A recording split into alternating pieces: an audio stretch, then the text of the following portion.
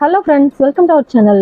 இன்னைக்கு ரொம்பவே சூப்பரான ஹெல்தியான ஒரு ரெசிபி தாங்க பண்ண போறோம். இந்த டிஷ் பிடிக்காதவங்க யாருமே இருக்க மாட்டாங்க. குழந்தையில இருந்து பெரியவங்க வரைக்கும் எல்லாருக்குமே ரொம்ப பிடிக்கும். எனக்கு சீம்பால் 2 லிட்டர் கிடைச்சது. இதை வச்சு நம்ம ஒரு கேக் மாதிரி பண்ணிடலாம் அப்படின்னு நினைச்சேன். இது ஃபர்ஸ்ட் பால் பாத்தீங்கன்னா நல்லா திக்கா இருக்கும். செகண்ட் பால் தான் கொஞ்சம் தண்ணியா இருக்கும். 2 லிட்டர் பாலையும் ஒரு பவுல்ல சேர்த்துட்டு அது கூட 1/4 கிலோ நாட்டு சக்கரை சேர்த்திருக்கேன். ஒரு 1/4 டீஸ்பூன் சுக்கு பவுடர், ஒரு 3 ஏலக்காவை தட்டி சேர்த்திருக்கேன். இதை நல்லா மிக்ஸ் பண்ணி விட்டுறலாம். அந்த நாட்டு சக்கரையெல்லாம் நல்லா கரையிற வரைக்கும் நம்ம இந்த மாதிரி நல்லா கலந்துக்கணும். இது கூடயே ஒரு பிஞ்ச் அளவுல உப்பு சேர்க்கிறேன். நம்ம எந்த ஸ்வீட் செஞ்சாலும் கொஞ்சமா உப்பு சேர்க்கும் போது ஸ்வீட்னஸ் நல்லா தூக்கி கொடுக்கும்.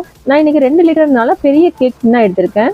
அதில் நம்ம நல்லா வடிகட்டி எடுத்துடலாம். ஏன்னா அதில் அந்த சக்கையெல்லாம் இருக்கும்ல, அதெல்லாம் நம்ம வடிகட்டி இந்த மாதிரி எடுத்துடலாம். இப்போ இதை ஒரு மூடி போட்டு நம்ம இட்லி பாத்திரத்தில் வச்சு ஒரு 30 நிமிஷம் வேக வச்சோம்னா பார்த்தீங்கன்னா இந்த மாதிரி ரெடி ஆயிரும். சீம்பால் பார்த்தீங்கன்னா நமக்கு ரெடி ஆயிடுச்சு. இதை நல்லா பீஸ் போட்டு எடுத்துக்கலாம். இது சாப்பிட்றதுக்கு ரொம்பவே டேஸ்டியா இருக்கும். உடம்புக்கு ரொம்ப நல்லதுங்க. எப்போ கிடைச்சாலும் நீங்கள் விட்டுறாதீங்க. வாங்கி உடனே சமைச்சு சாப்பிடுங்க. எனக்கு ரொம்ப பிடிக்கும். எங்கள் வீட்டில் எல்லாருமே ரொம்ப விரும்பி சாப்பிடுவோம்.